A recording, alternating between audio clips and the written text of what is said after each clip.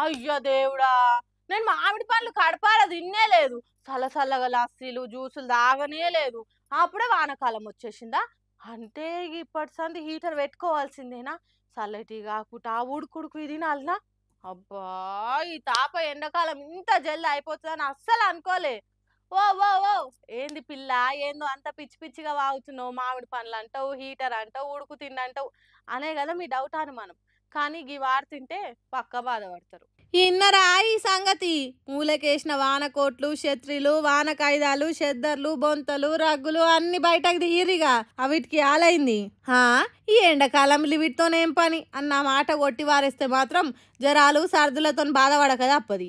ఎందుకంటే కాలం ముందుకు జరుగుతున్న కొద్దీ ఈ తాప వానకాలం నెల ముందే వచ్చి అట్కాయిస్తుంది. ఇప్పటికే ఎండలు శివరాత్రి వెళ్ళినాక షురు అయ్యి మార్చి ఏప్రిల్ అనే ఘోరంగా సురుకులు పెట్టిండు సూరన్న. ఇప్పుడు వానదేవుని వంతు. అందుకే 2-3 రోజుల సంది పొట్టు చంపుతుంది వాన.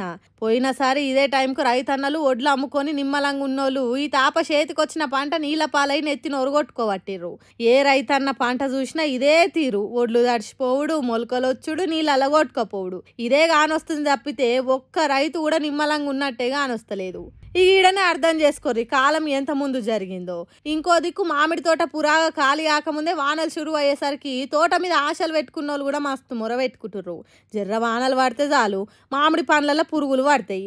పబ్లిక్ కూడా వానలు పడుతుంటే అవిటిని కొననీకి కాయిసి చూపెట్టరు. మరి ప్రకృతి ఎందుకు ఇట్లా ఆటలాడుతుందో తెలియదు కానీ ఇంకా ఎవరన్నా బుద్ధి తీరా మామిడి పండ్లు తిననోళ్ళు, పచ్చళ్ళు పెట్టుకోనోళ్ళు ఉంటే ఈ వారం దినాలగా పని చేసేయర్రి. అట్లనే మూలకేసిన చెద్దర్లు, వానకోట్లు, స్వెటర్లు అన్ని పిండి పెట్టుకోర్రి. రోడ్ల పొంటి పోయేటప్పుడు కూడా చూసుకొని వర్రి. కరెంటు తీగలు రోడ్ల పొంటి ఊసి పడ్డా పెద్ద పరిశానే. చలికాలం అంటే ఎట్లనో గట్ల ఎల్లదీయొచ్చు గాని గీ వానకాలం నుంచే పైలంగా ఉండాలి.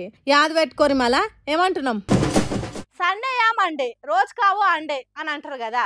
ఎందుకంటే గుడ్డు తింటే బలం, అందులో మంచి ప్రోటీన్లు ఉంటుంది.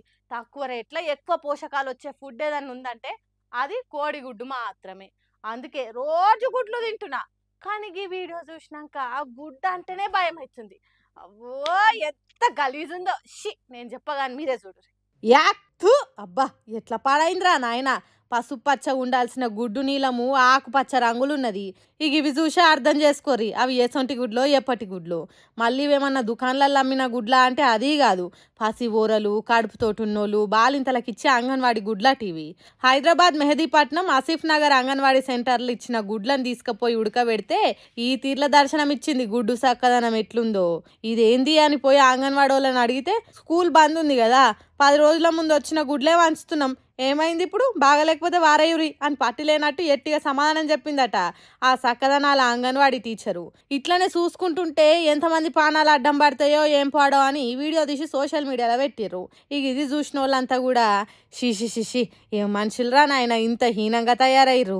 ఏందబ్బా హోటళ్ళల్లా కల్తే, పాలు కల్తే, ఆఖరికి అంగన్వాడీ గుడ్లు కూడా గింతే. ఇంకేం తిని బతకాలే? ఇన్నొద్దులు గుడ్లు తింటే పేయికి మంచిది, మంచి పోషకాలు వస్తాయని తెలుసు కానీ ఈ గుడ్లు తింటే మాత్రం లేనిపోని రోగాలు వచ్చేటట్టున్నాయి కదా. ఆడోళ్ళంతా జర వంట చేసేటప్పుడు మరీ ముఖ్యంగా చిన్న పొరలకు గుడ్లు తినబెట్టేటప్పుడు మాత్రం చూసి పెట్టుర్రి. అప్పుడప్పుడు పని మీద సోయి లేని వాళ్ళ వల్ల మన పిల్లల పానాలు ఖరాబ్ అవుతాయి. పైలమ్మలా యాద పెట్టుకోర్రి.